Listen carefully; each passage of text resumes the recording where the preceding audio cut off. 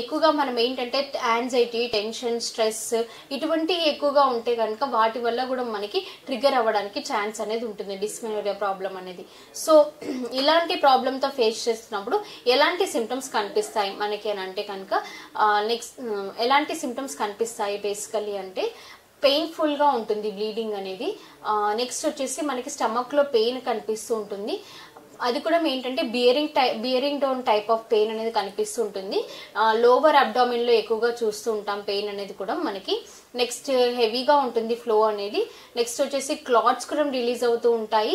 First day second day ఎక్కువగా flow అనేది హెవీగా ఉండడం వల్ల క్లాట్స్ అనేటివి కూడా కనిపిస్తూ ఉంటాయి. నెక్స్ట్ జనరలైజ్డ్ వీక్నెస్ ఉంటుంది, బ్యాక్ పెయిన్ ఉంటుంది, నాజియా సెన్సేషన్ ఉంటుంది, వామిటింగ్ కూడా అయ్యే ఛాన్స్ అనేది కనిపిస్తూ ఉంటుంది, హెడ్ ఏక్ ఉంటుంది. నెక్స్ట్ కొన్నిసార్లు మనము ఫీవర్ కూడా వచ్చే ఛాన్స్ అనేది కూడా కనిపిస్తూ ఉంటుంది. సో ఇలాంటి సిమ్టమ్స్ అనేవి మనకి డిస్మెనోరియా ప్రాబ్లంలో ఉంటాయండి. సో